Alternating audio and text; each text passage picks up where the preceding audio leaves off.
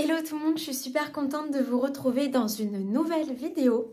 Nous passons la semaine à Maison Septembre avec maman et Cupidon pour faire un stage de teinture. Donc ça va être super. Là, nous sommes le premier jour.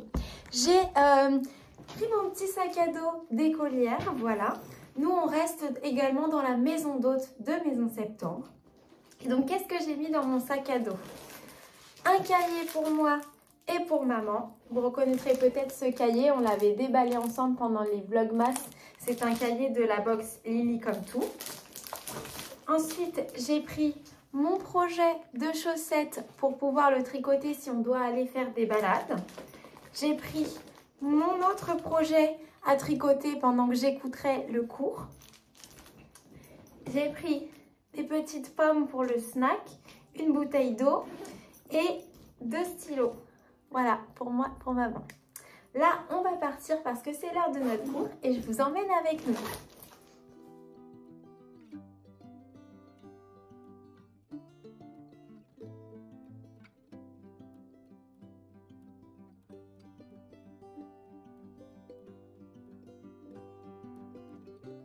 La possibilité de repartir.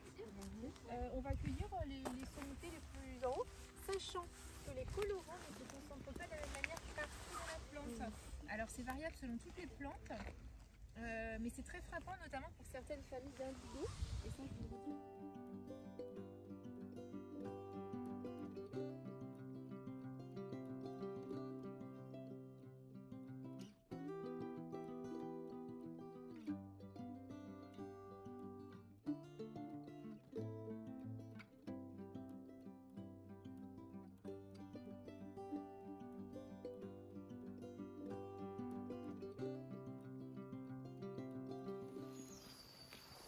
Là, il y a une petite bonne parce que sa première fleur, on va pas l'accueillir qui a plein de pieds en fleurs, mais ça vous permet, vous voyez, ça fait ces feuilles jaunes là, ces fleurs jaunes. T'as vu la famille?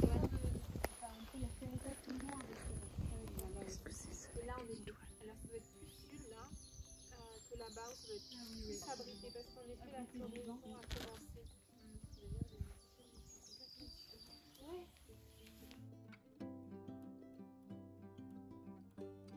Donc nous rentrons de la cueillette. Maintenant, nous allons faire la pause déjeuner. La cueillette, c'était très intéressant. On a vu plein de plantes qui pourraient être chez nous.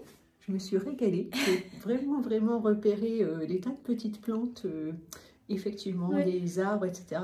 Je vais pouvoir faire des cueillettes d'enfer.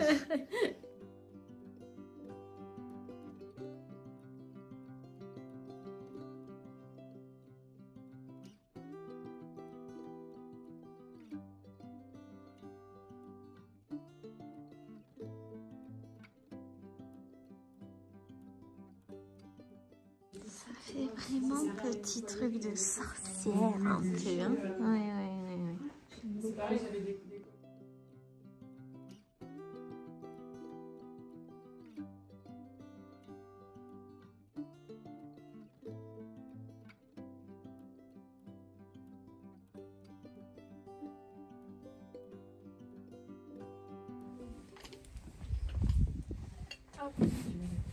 Ouais. Donc même si on humidifie les fibres, on les travaille toujours, enfin vous les mettre, ouais. Bah, sinon vous amenez une quantité d'eau énorme, donc ouais, c'est ça. Hop.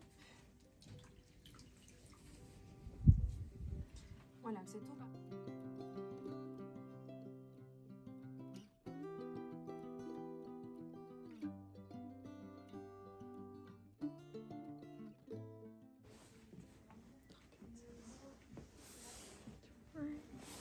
Et là, ça doit être de la soie. C'est super cool. Les recettes exclusives.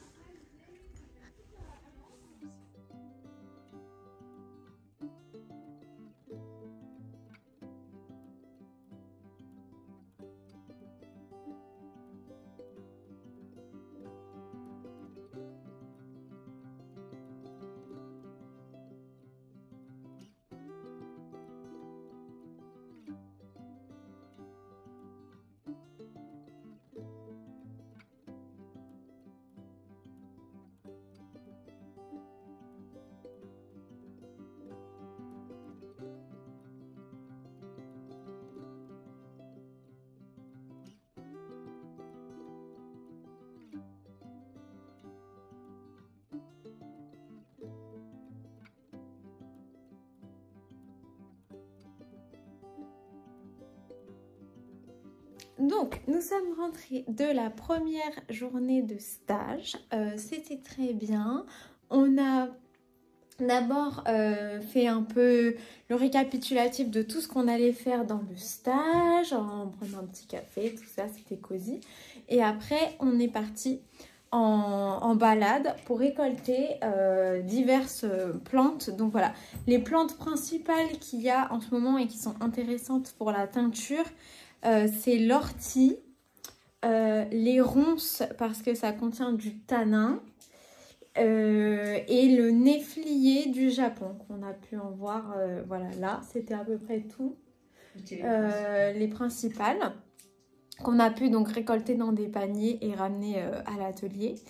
Et après, on a mangé et ensuite, on a fait plutôt un après-midi où on a préparé les teintures.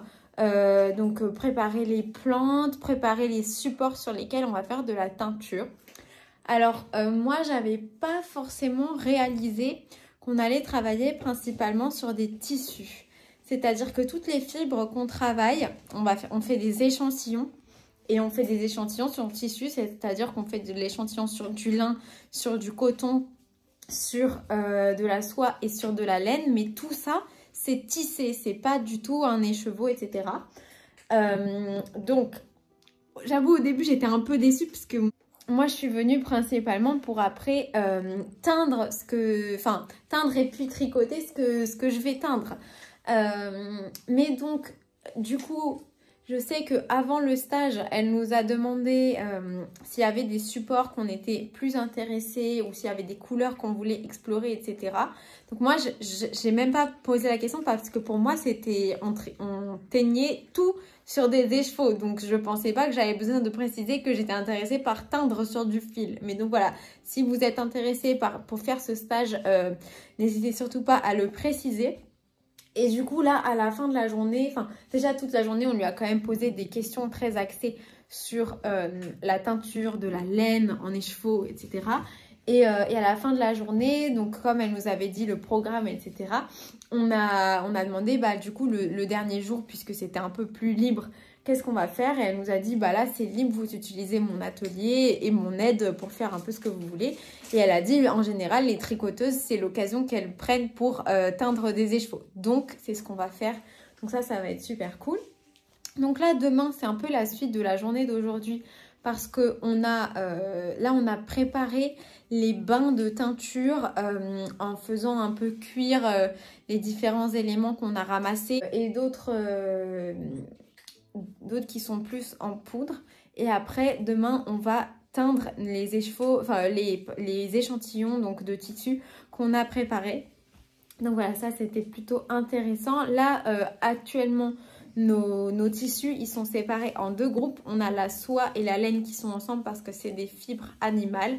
Et on a le lin et le coton qui sont également ensemble dans un autre groupe et qui, eux, ont deux étapes de préparation avant d'être teintés. Donc là, ils sont en train de faire leur deuxième étape qui est qu'on les met avec de la noix, complètement broyée, qui permet en fait d'avoir du tanin déjà dans le tissu avant d'y apporter donc notre bain de teinture. Donc voilà, c'est la fin de la première journée. Maman est en train de faire ses devoirs, telle une bonne élève. Cupidon, il est capoute. Et moi, je suis en train de tricoter sur mon petit gilet. Voilà, voilà. À demain pour la suite de ce qui va arriver à la laine et aux plantes que nous avons préparées aujourd'hui. Donc, nous sommes au deuxième jour de l'initiation.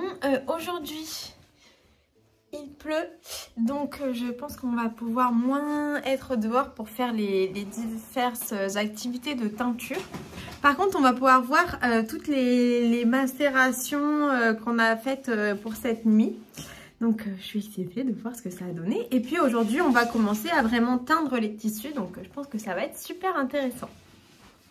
Nos décorations ont passé la nuit.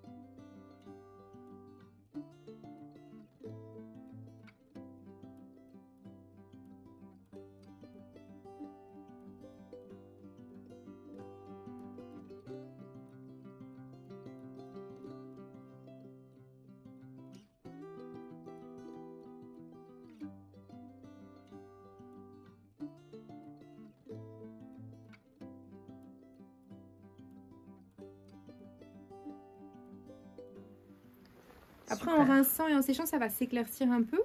Mais globalement, on a la couleur. On voit bien sur les différents tissus qu'elle a pas pris pareil. Ouais. Ouais. On voit là que c'est pas la même histoire de bosser la laine, la soie et coton là. C'est des univers très différents. Mais bon, après, c'est ça qui est intéressant, c'est des petits challenges.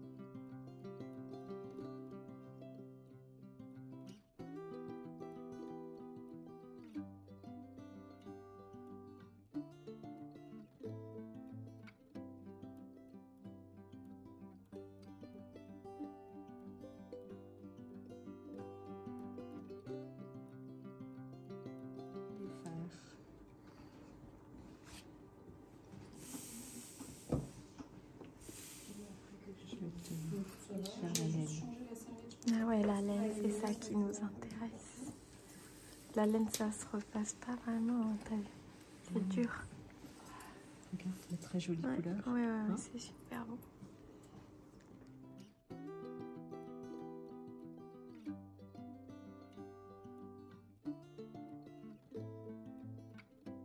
Donc on a fini la deuxième journée de stage pour la journée. Là, on fait une petite balade avec petit Cupidon qui s'est tenu très très sage pendant toute la journée. Donc ça c'est bien, moi je tricote des chaussettes en marchant.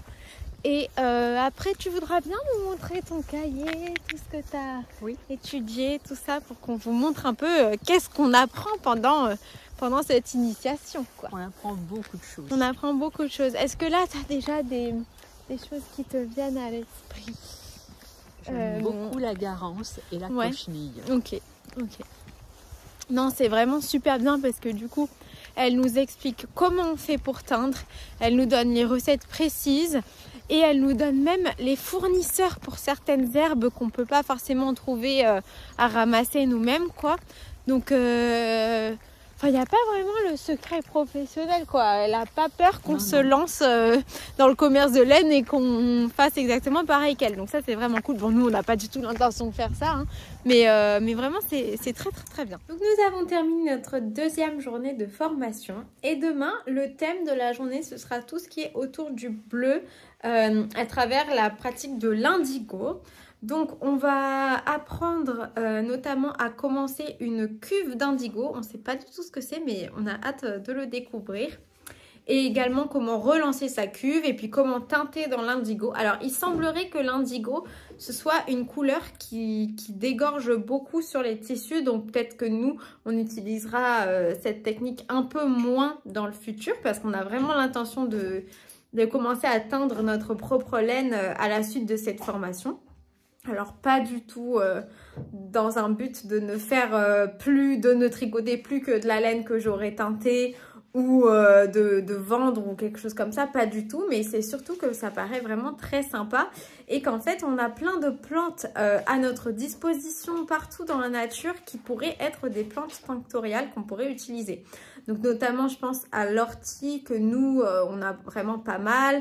On a des noyers qui sont pas mal utilisés également, des ronces pour le mordançage qu'on pourrait utiliser également. Et puis après, de par les activités de ma famille, on pourrait également faire de la teinture aux oliviers, donc aux feuilles d'olivier. Qu'est-ce qu'il y avait d'autre comme matière tinctoriale qu'on pensait utiliser? Oui, c'était essentiellement l'ortie, les ronces, les fougères. Les fougères, ouais, aussi. Donc voilà, il y a le noyer, oui. Le troène. Ouais, donc toutes ces plantes en fait. Le chêne, le figuier, le bouleau. Oui, merci. Qu'on a en fait dans notre environnement et que donc ce serait trop marrant. Maman, elle a très envie d'aller ramasser des trucs dans la nature et puis après on pourrait faire ensemble la teinture et après moi je pourrais tricoter, donc ce serait super fun. Et après, il y a des très belles couleurs qu'on peut obtenir également avec des poudres. Donc, c'est des choses qu'on achète. Et donc, ça aussi, c'est à explorer. Alors, du coup, nous, ça nous intéresse un peu moins parce que nous, ce qu'on a vraiment envie de faire, c'est de cueillir des trucs dans la nature et de les utiliser pour teinter. Mais c'est vrai que c'est quand même aussi super, super intéressant. Donc, voilà.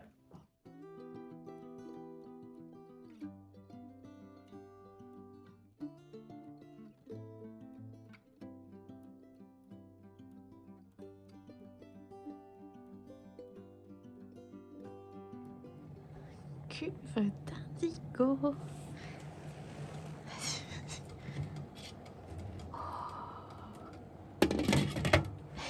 on a l'indigo, le fructose et la chaux éteinte et nos cuves.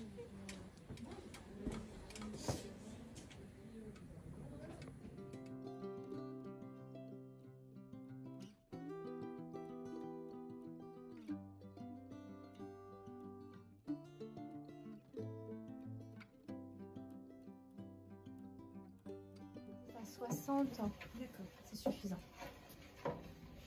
Sauf toujours pour la laine, où là, on va avoir besoin de chauffer à 80 au moins. Ouais. Donc maintenant que tout ça c'est bien dissous, on va pouvoir mettre dans notre...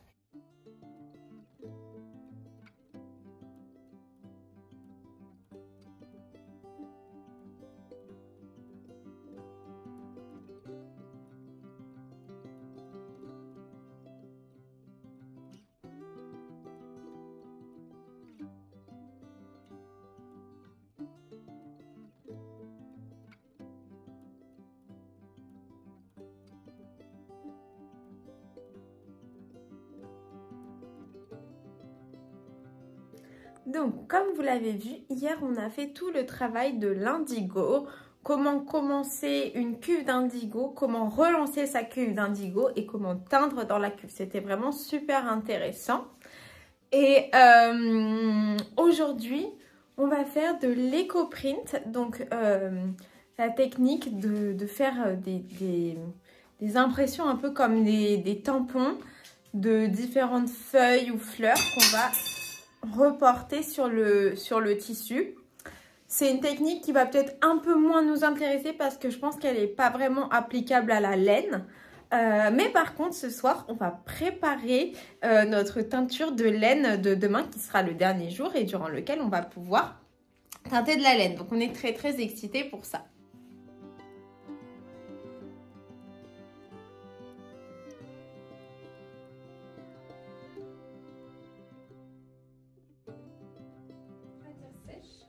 Des pelures d'oignon qui vont donner, qui sont tanniques et qui sont assez intéressantes en termes de couleurs que vous pourrez parsemer sur votre composition en plus, et des écorces de grenade. Ça c'est de l'écorce de grenade.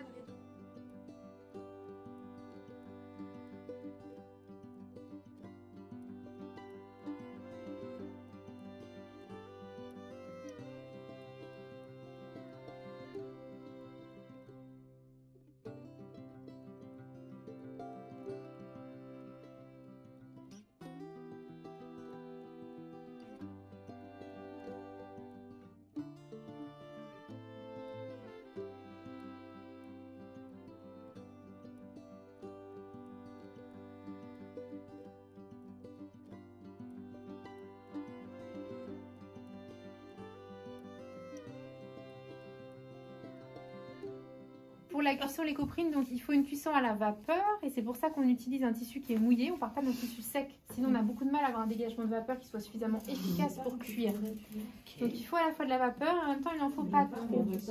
Parce que s'il y a trop d'eau, trop de vapeur, l'empreinte elle ne sera pas nette. Elle aura tendance à... l'eau va dégrader la plante.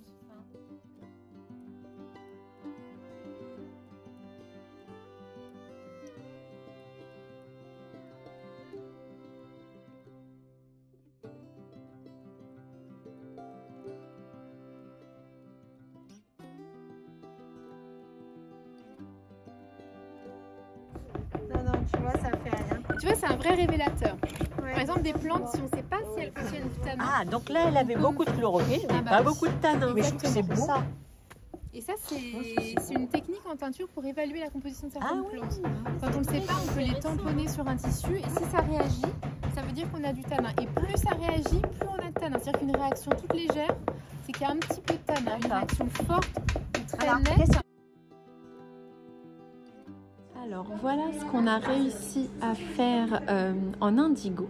Donc cette technique-là, c'est la technique du nouage avec des billes au milieu. Là, j'ai réussi à faire des yeux. C'était pas du tout volontaire, mais je suis contente du résultat. Et ça, c'est la même technique. Ça, c'est maman qui les a fait.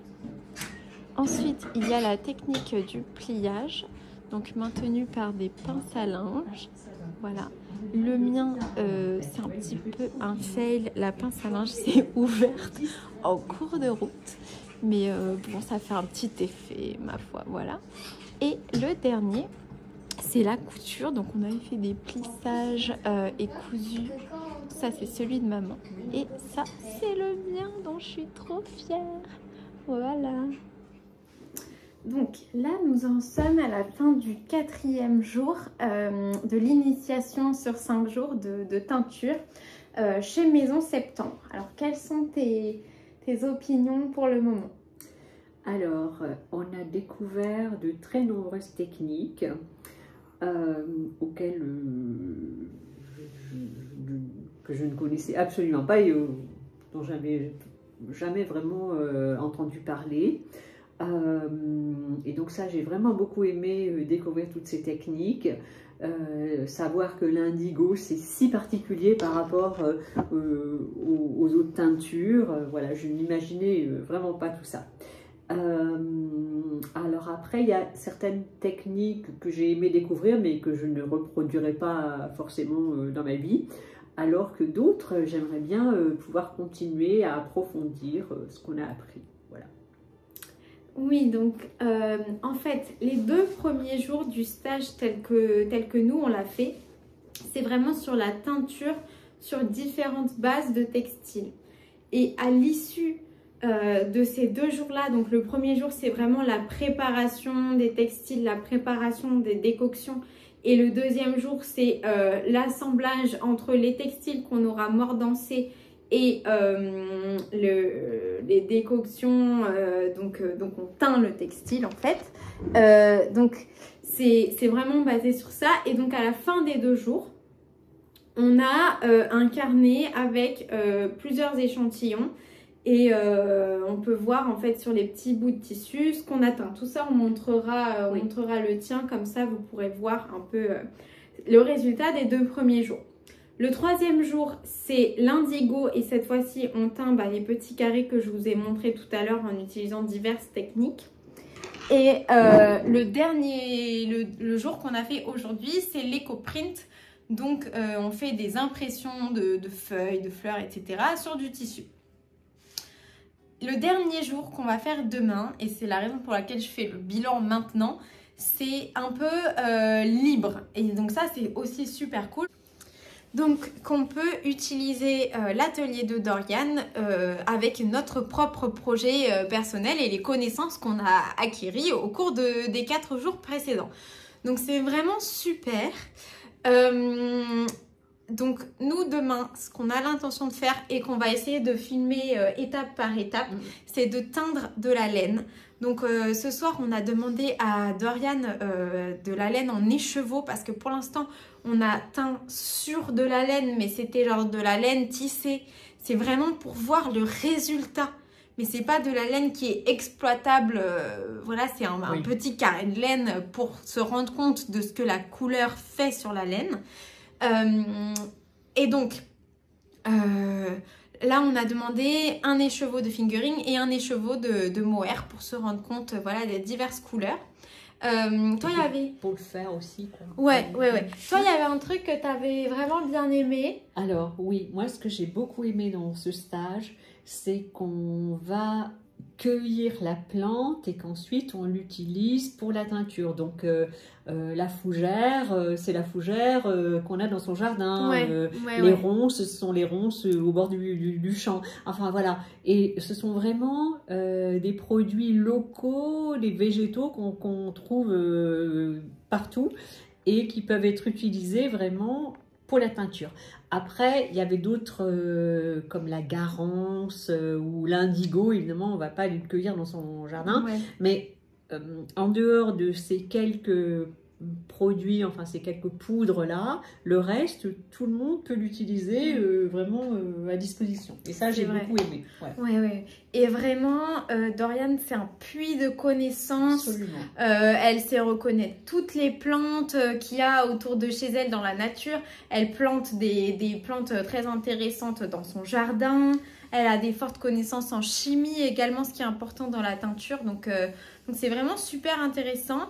Là, dans le format de la vidéo, alors évidemment, j'ai pas filmé les cours du stage parce que voilà, je vous recommande fortement d'aller faire le stage.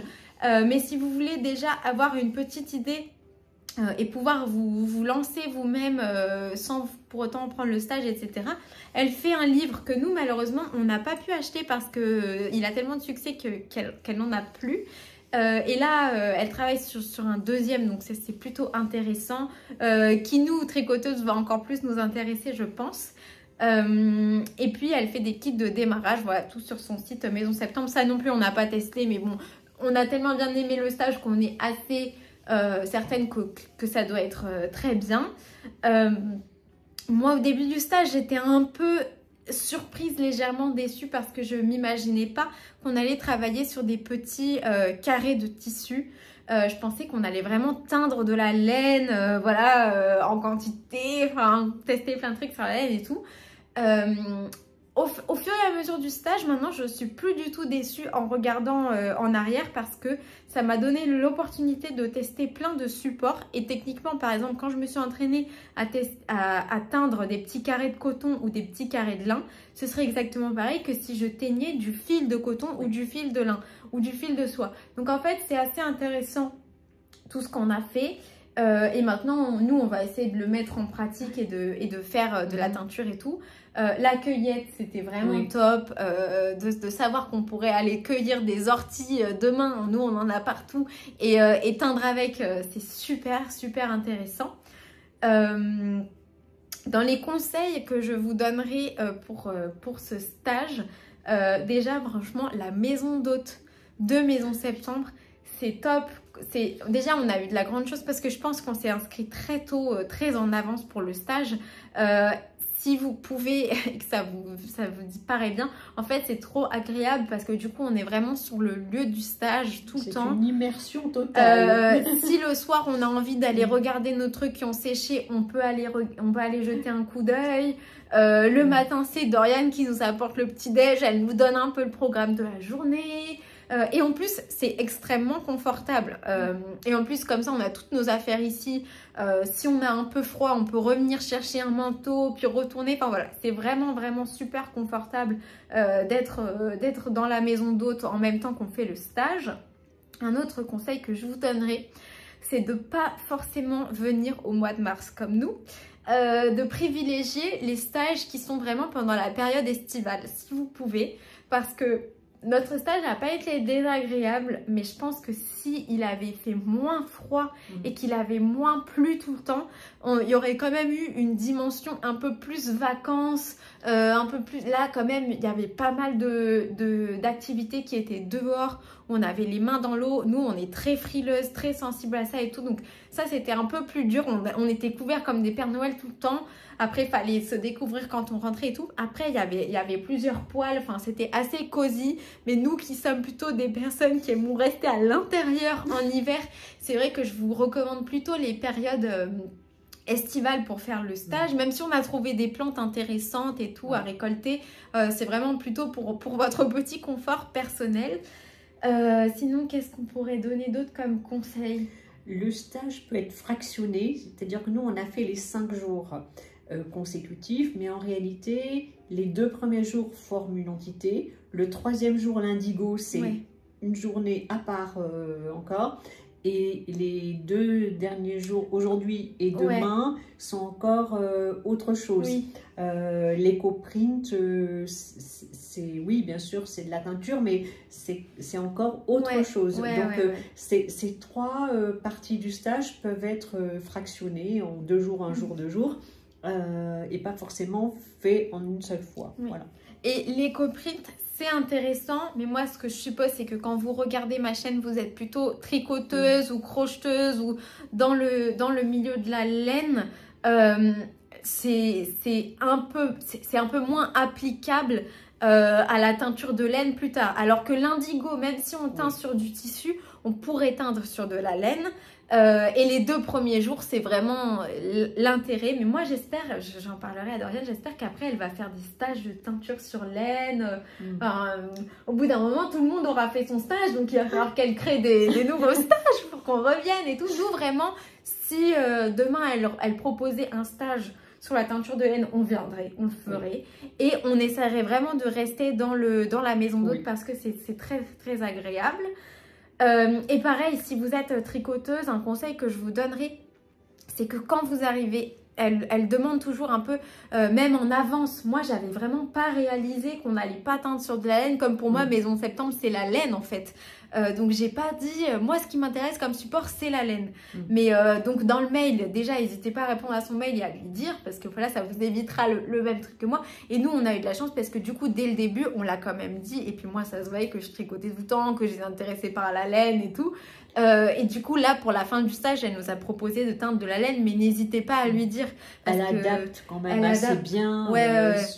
Elle est tellement à l'aise dans sa façon de transmettre qu'elle est capable d'adapter au fur et à mesure des demandes de ses stagiaires. Donc oui. Donc ça, c'est vraiment bien. Sinon, autre dimension un peu externe, mais il y a des parties du cours qui sont vachement... il faut écouter. Donc moi, je vous recommande de prendre un projet de tricot, genre un peu... Voilà, qui vous demande pas le même genre de projet que vous regarderiez une série, voilà, du jersey en rond, un pull, un châle, des trucs comme ça.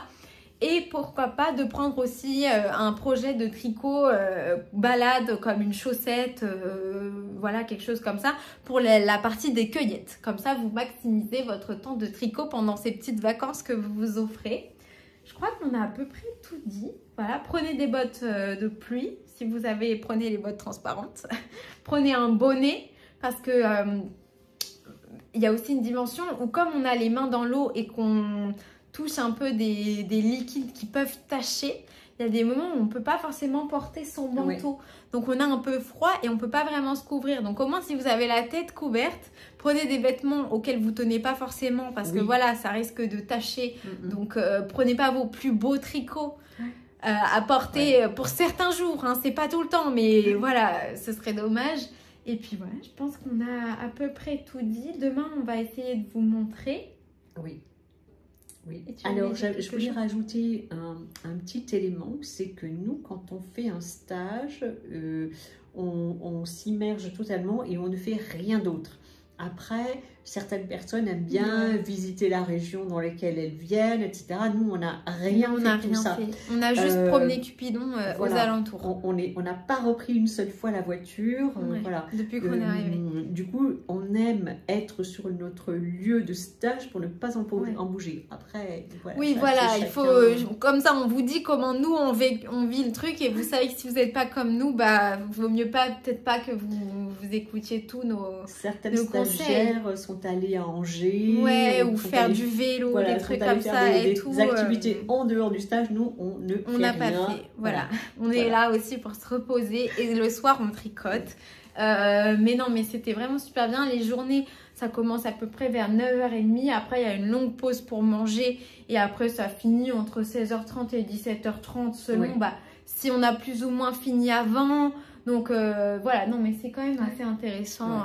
Là on a plein de connaissances. Je pense qu'on pourra quand même montrer ton cahier où tu as pris tes notes parce que voilà.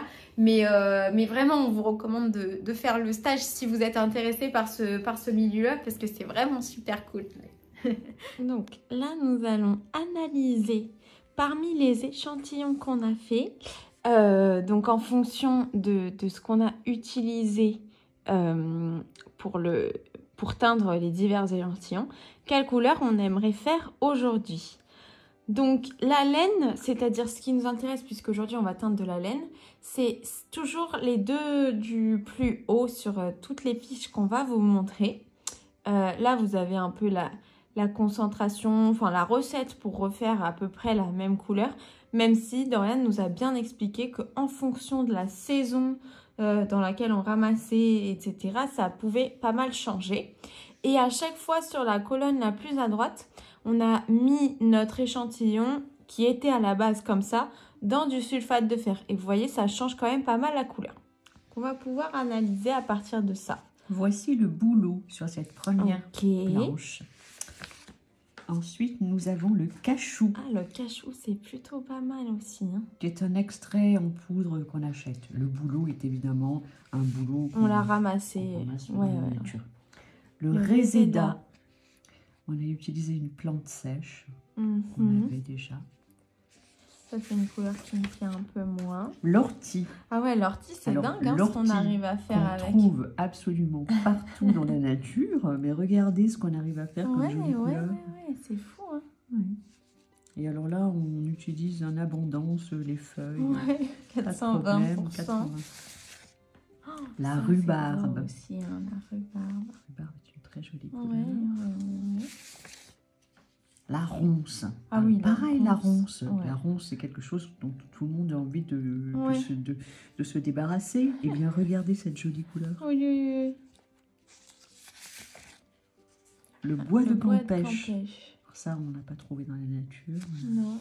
C'était des copeaux qui étaient plutôt rouille. Ouais, et puis ça fait une couleur des bleu couleurs marine. très foncées. Ouais. Le néflier du Japon. Ah, celui-là, c'est un de mes Alors celui-ci, on accueillit les feuilles fraîches dans la nature. Ouais. Et on a obtenu ces magnifiques couleurs, cette magnifique couleur notamment. Donc nous, ce qu'on aimerait faire, je pense, c'est plutôt là aujourd'hui pour se réentraîner, aller cueillir des fleurs dans la nature plutôt que d'utiliser une des poudres de Dorian. Oui. Donc potentiellement, on pourrait aller cueillir des fleurs de néflier. Des feuilles. Oui. Des feuilles, pardon. Et 250%. Donc il faudra qu'on calcule par rapport à la taille de notre écheveau, etc. Ok. Et enfin, les deux derniers sont la cochenille. Alors la cochenille, ce sont de tout petits insectes qui ont été cueillis sur des plantes, souvent en Amérique du Sud, et qui sont séchés. Mais ça fait comme des petites têtes d'épingle. Et voilà. Et ensuite, elles sont réduites en poudre au dernier moment avant de préparer la teinture. Et voilà cette magnifique couleur. C'est vraiment très clair. beau. Et la garance. La garance qui est une plante qui pousse par ici et qui est produite par ici. Voilà. On va peut-être pas faire la garance du coup parce qu'il fallait la laisser macérer une nuit. Oui. On n'a pas fait ça. Donc on va peut-être faire un écheveau. Moi ce que je pense qu'on pourrait faire, c'est si on fait un écheveau de mohair et un écheveau de fingering, on pourrait faire mohair avec ça. Oui. Parce qu'un écheveau de mohair, c'est plus léger. Donc, on va ramasser moins de... Après, on peut voir aussi, suite à notre cueillette, combien de pourcents on a et adapter en fonction, voilà. Et après, essayer de faire de la cochenille, mais très claire. Parce que la cochenille, là, on a fait à saturation et tout. Oui. Mais Dorian, elle nous a expliqué qu'on pouvait avoir des roses aussi avec la cochenille. Donc, vous pourrez essayer de faire ça, non? Ok. Allez. On va lui en parler. On va laisser l'expert. Ouais. Très bien. Trop cool. Merci de nous avoir montré tes petits trésors. Les planches.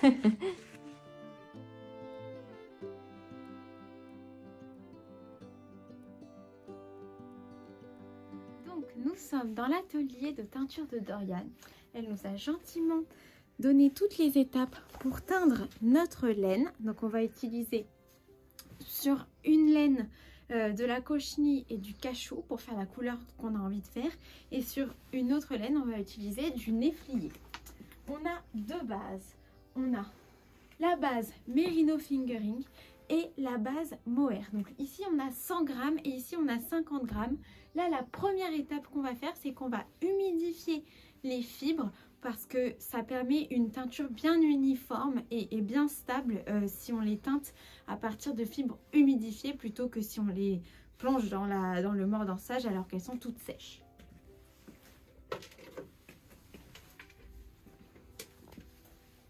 Je vais remplir une bassine d'eau du robinet.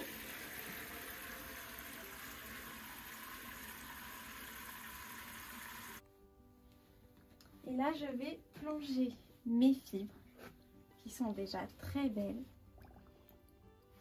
C'est très satisfaisant. Faire partir tout l'oxygène et bien humidifier. Donc là, c'est de l'eau froide. Il n'y a pas de risque de feutrage. Voilà.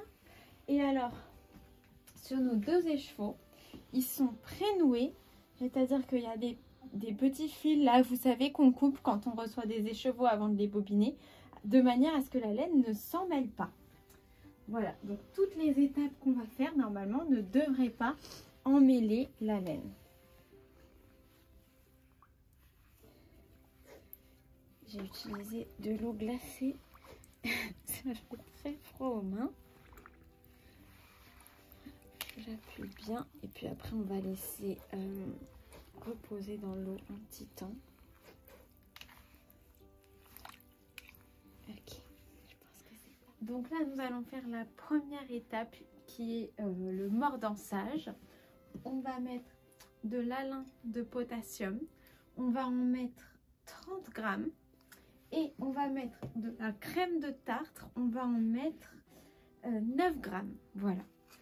Donc là, je vais mettre les 30 grammes d'alun. Je ne sais pas du tout ce que ça représente. Ok, ça fait 6 grammes. On peut y aller.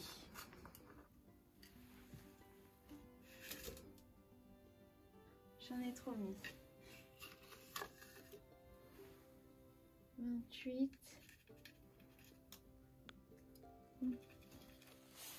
29. 30. Ok, c'est bon. Ça, c'est parfait. Couper. Donc là, je suis en train de diluer l'alun dans de l'eau très chaude. Et après, on va faire pareil pour la crème de tartre. Ok. Donc là, je mesure la crème de tartre. Il m'en faut 9 grammes.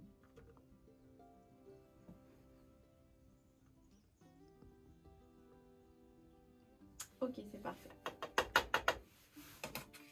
Donc, on va la diluer.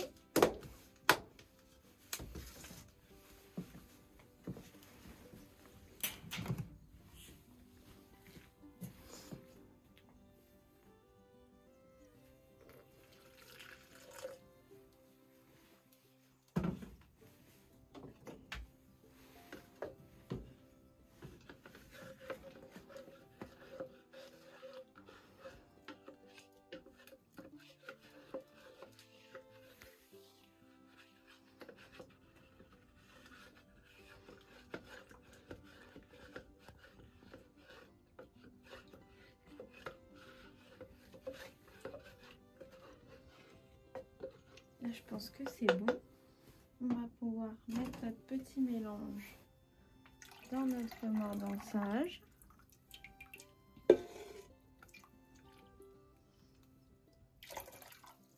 Voilà. Et maintenant, Il faut que tu remues avec la grosse cuillère. okay. Et on va rajouter un peu d'eau parce que je pense qu'il n'y en aura pas suffisamment pour les deux écheveaux. Ok, mais on va peut-être aller la mettre sur le feu, Oui. comme ça on ne devra pas transporter un truc trop lourd. Ok, ça m'a l'air bien dilué là quand même. Hein.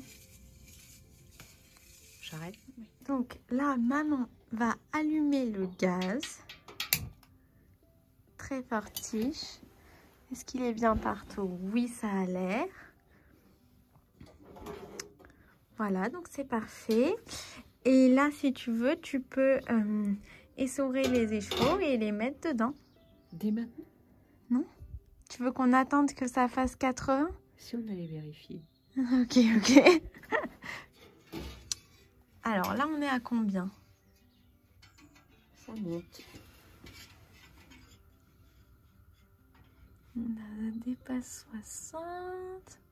On est déjà bien chaud hein, quand même. 65. Ouais.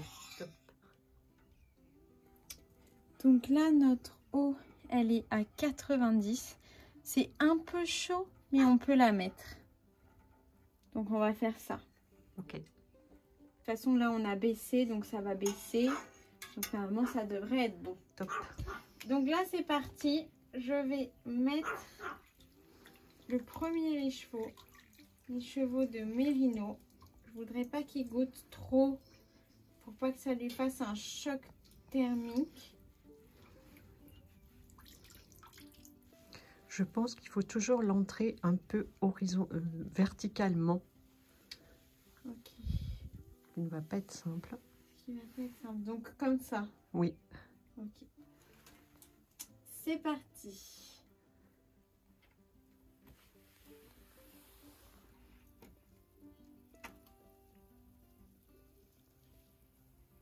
Tu le remets un petit peu.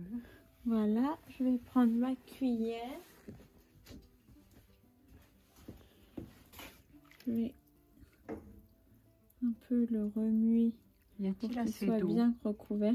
On va voir, on va mettre le deuxième. Hop, je mets le deuxième. Donc, mon écheveau de mohair.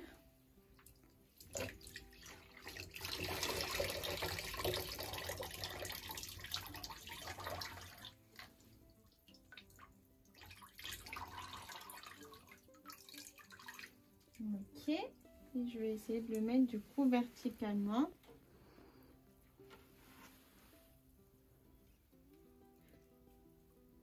Comme ça.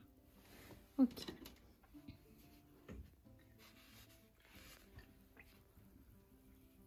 C'est pas mal.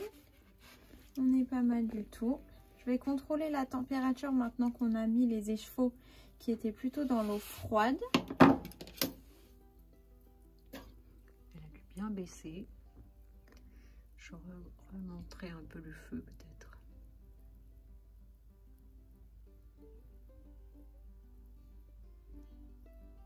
Oui, on va peut-être un petit peu remonter. Parce que là, il faudrait qu'on soit entre 80 et 90. Ouais. Donc, on est un peu loin. Donc, voilà. Et on va peut-être rajouter un peu d'eau aussi. Comme ça va aider à remonter la température. Là, un peu partout. Voilà, pas mal. Voilà.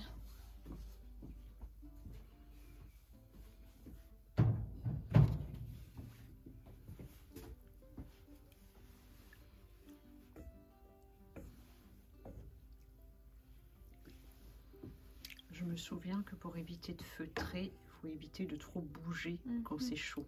Pas trop remuer. Ouais. Contrôle la température.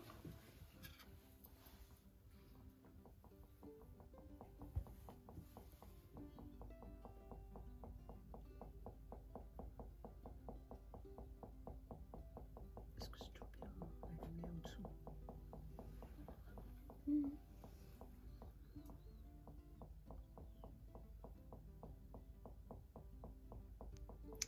On va peut-être un petit peu monter. Oui. Donc voilà.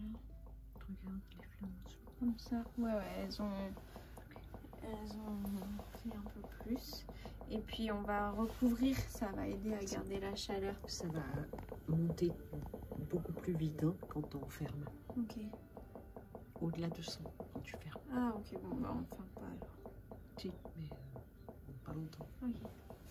J'arrête. Entre deux teintures, on fait un peu de bandol sur soie. Donc, nous sommes dans l'antre de la sorcière en train de couper des feuilles de néflier pour faire notre première décoction. Donc là, nous avons coupé nos feuilles de néflier pour faire notre première décoction qu'il va falloir faire décocter pendant à peu près 1 heure. Donc on a commencé par celle-là. on commence notre deuxième décoction pendant que la première est en train de bouillir parce que c'est beaucoup plus long celle-là. Voilà ce qu'on va faire. Donc là, on est parti sur la première hypothèse avec les 100 g de mérino. On va prendre 2 g de cochenille et on va d'abord faire bouillir. C'est parti. On n'a pas précisé que la cochenille, qui sont de toutes petites bestioles dans un pot, doit être moulue au dernier moment. Ouais. Et elle est là, elle est en poudre pour nous.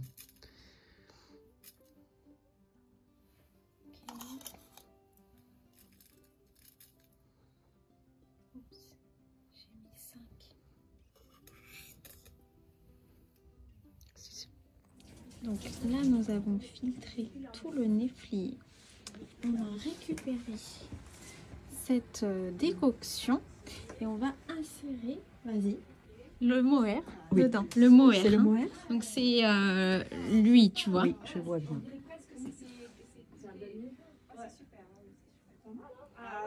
Voilà. Qui goûte pas trop quand même. Tu vois, c'est le pliage de tous les ans.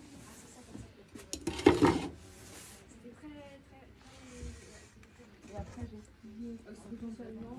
Et après, j'ai plié comme ça. Et après, elle m'a fait plier en c'est pas mal. Pas mal. Je ne veux pas toucher.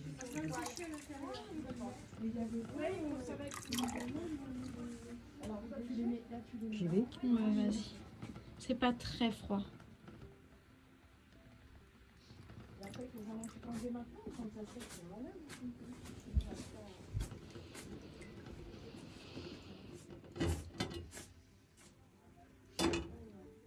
Dans celle-là, hein, Oui, tu mets. Ah.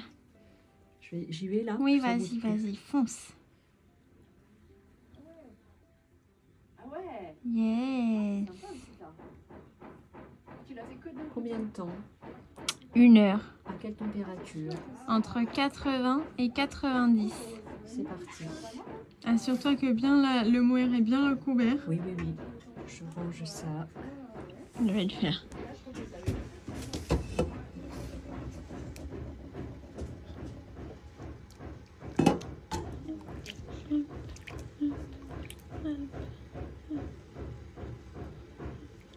On a bien fait de choisir le mohair.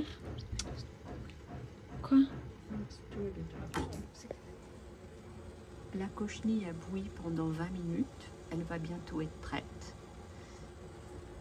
Pendant ce temps-là, le mohair est dans sa décoction de néflier, tranquillement, pendant 1 heure, à 80 degrés.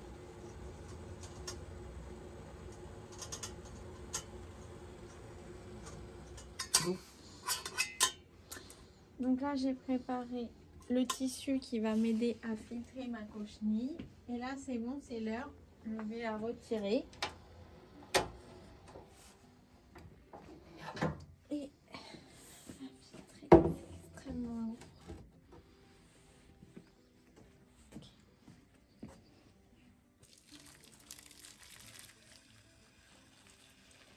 C'est vraiment une jolie couleur Ouais. magnifique. Une très très belle couleur. Ok. Alors qu'on a mis seulement très peu de grammes. Ouais. Et donc là, ça filtre.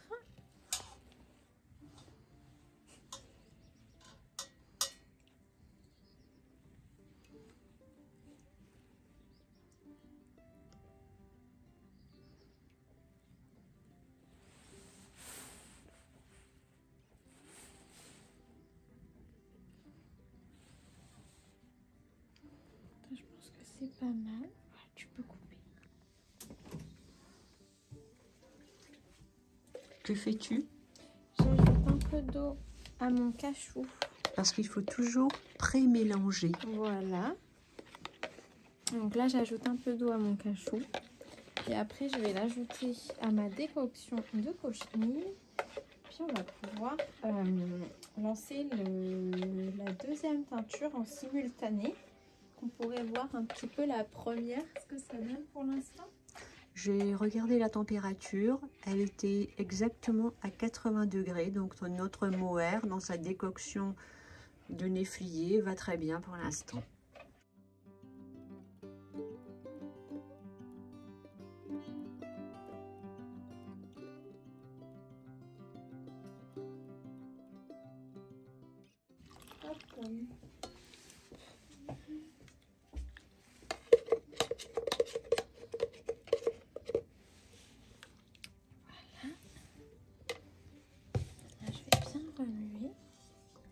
Nos deux colorants se mélangent bien.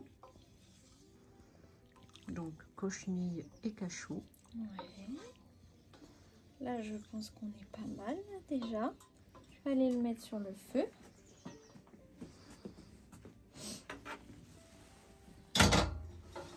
Je propose qu'on fasse comme tout à l'heure, qu'on mette la laine et qu'on monte en température doucement. Ok, parce que c'est déjà très chaud, donc okay, okay.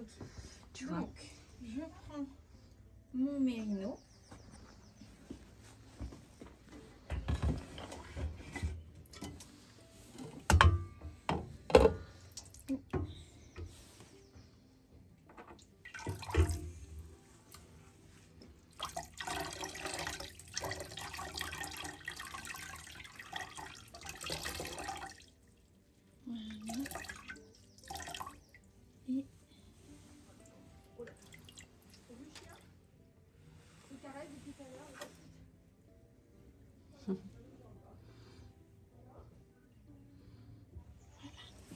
Je vais maintenant remuer tout doucement pour éviter le feutrage.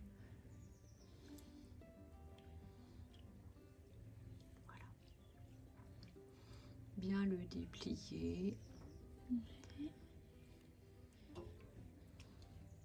Et on s'était assuré auparavant que les liens qui tenaient les chevaux n'étaient pas serrés. Ouais, sinon pas que ça ferait des points blancs là où voilà. ils tiennent les chevaux. Donc voilà, là je pense qu'on va pouvoir laisser en mijotage. Combien de temps? 1 heure à 80-90 degrés. Okay. Voilà. Donc pour l'instant on va remettre le couvercle. Oui, et puis non, c'est pas suffisant. Et puis il faut que je mette à chauffer. Donc nous avons température optimale à droite et température optimale à gauche. Donc c'est parfait. Donc quand vous faites la formation des 5 jours, vous repartez avec 3 livrets de formation. Un sur la teinture naturelle, le deuxième sur l'indigo et le dernier à propos de l'éco-print. Mais vous êtes également fortement encouragé à prendre des notes. Donc voilà, c'était très intéressant. Voilà tout ce qu'on a pu apprendre à propos des diverses plantes qu'on peut récolter et les couleurs qu'elles vont donner en teinture. Comment on prépare la laine pour la teindre et comment on prépare la matière tinctoriale pour teindre notre laine. On a principalement pris des notes sur la laine parce que c'est ce qui nous intéressait le plus. Ensuite, on a fait des rappels sur le mordançage. Donc, c'est la préparation avant teinture des diverses matières à teindre. Et on a également appris qu'on pouvait nuancer nos couleurs avec du sulfate de fer. Des petits tips sur comment on peut teindre. Voilà. Et ensuite, la teinture à l'indigo qui est extrêmement intéressante. Voilà comment on peut l'utiliser. C'est utilisable sur la laine également. Ça dégorge beaucoup, donc c'est quelque chose qu'il faut savoir. Mais c'est quand même très intéressant. Et on aimerait bien, nous, avoir une cuve d'indigo. On a appris comment en commencer une ou comment la raviver si on en a déjà une. Et après, les techniques que je vous avais montrées pour faire des petits motifs sur des tissus en trempage dans l'indigo. Donc, Notre décoction mohair et néflier a fini de cuire. Nous allons donc verser le trop plein d'eau. On l'a laissé un peu refroidir. La couleur est très belle.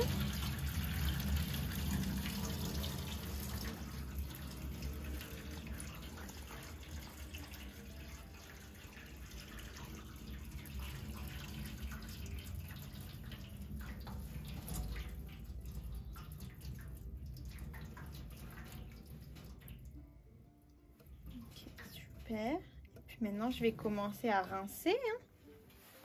Qu'est-ce que vous en pensez?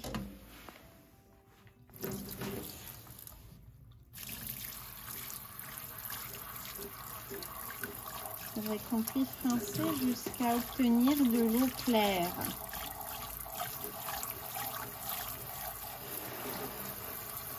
Il y avait plus de produits à rajouter à partir de là. Hein.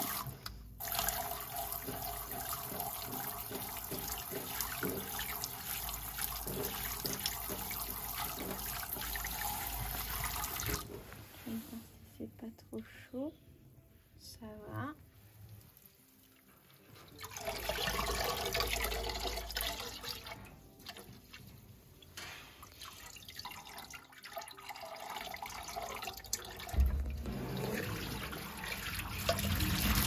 On voit hein, que l'eau elle était colorée. Oui.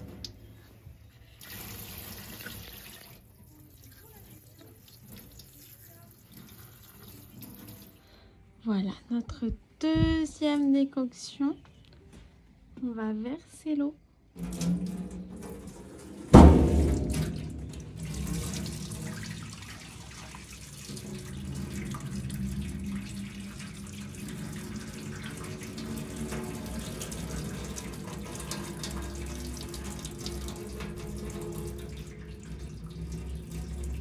Ça ne sent pas très bon. Le néflier sentait meilleur. Ah.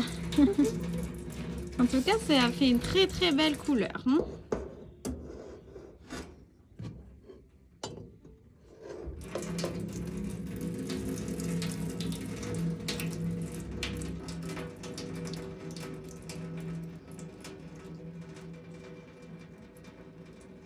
Après, tu vas pouvoir rincer. Puis c'est vraiment bien. Hein.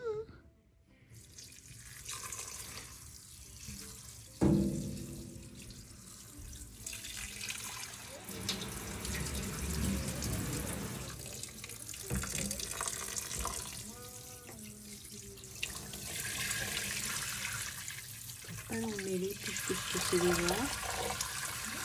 C'est pas gagné.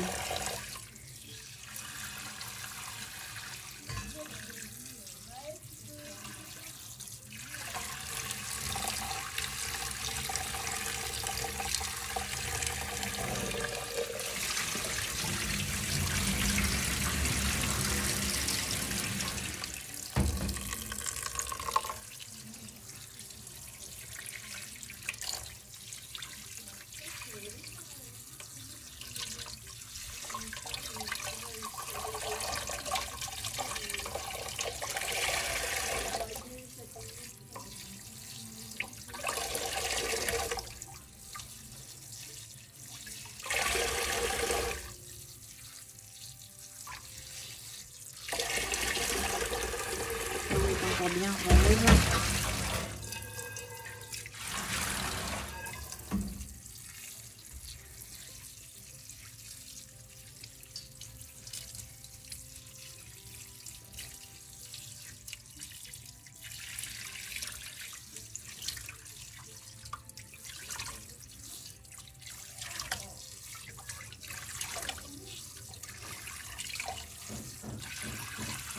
L'eau est beaucoup moins rose. Super.